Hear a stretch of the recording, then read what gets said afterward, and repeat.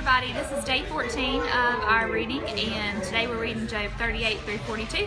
This is part 1 of 2. We're reading 38 through 39, and we're at McDonald's in Cherryville, and that's where we went swimming today.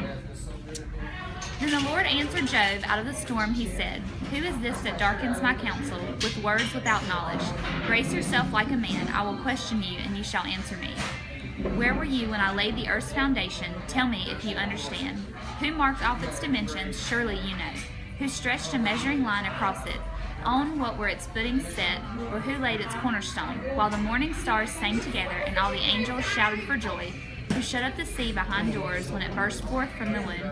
When I made the clouds its garment and wrapped it in thick darkness. When I fixed limits for it and set its doors and bars in place.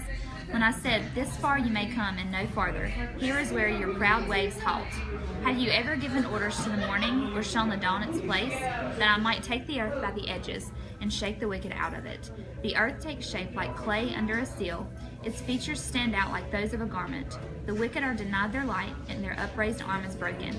Have you journeyed to the springs of the sea, or walked in the recesses of the deep? Have the gates of death been shown to you? Have you seen the gates of the shadow of death? Have you comprehended the vast expanses of the earth? Tell me if you know all of this. What is the way to the abode of light, and where does darkness reside? Can you take them to their places? Do you know the places to their dwellings?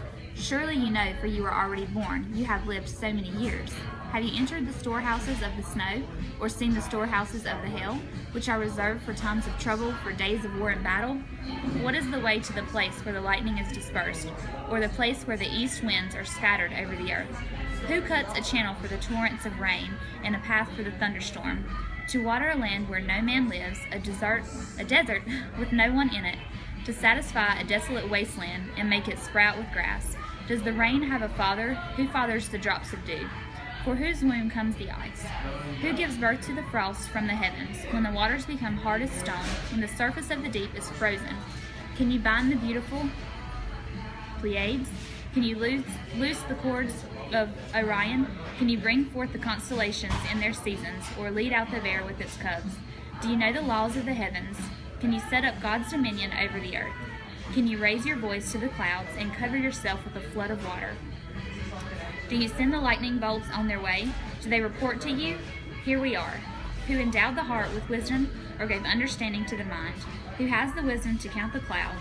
Who can tip over the water jars of the heavens, when the dust becomes hard and the clods of earth stick together? Do you hunt the prey for the lioness and satisfy the hunger of the lions when they crouch in their dens or lie in wait in a thicket? Who provides food for the raven when its young cry out to God and wonder about for lack of food? Do you know when the mountain goats give birth? Do you watch when the doe bears her fawn? Do you count the months till they bear? Do you know the time they give birth? They crouch down and bring forth their young. Their labor pains are ended. Their young thrive and go strong in the wilds. They leave and do not return. Who let the wild donkey go free? Who untied his ropes? I gave him the wasteland as his home, the salt flats as his habitat.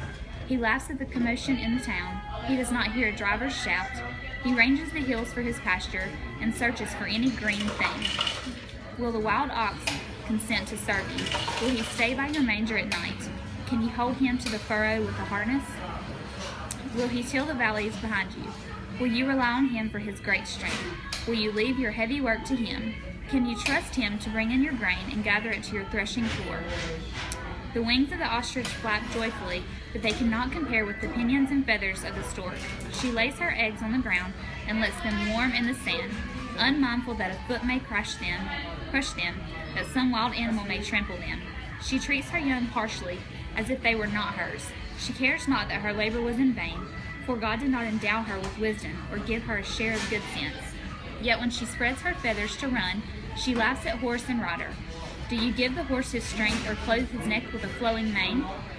Do you make him leap like a locust, striking terror with his proud snorting? He paws fiercely, rejoicing in his strength, and charges into the fray. He laughs at fear, afraid of nothing. He does not shy away from the sword. The quiver rattles against his side, along with the flashing spear and lance.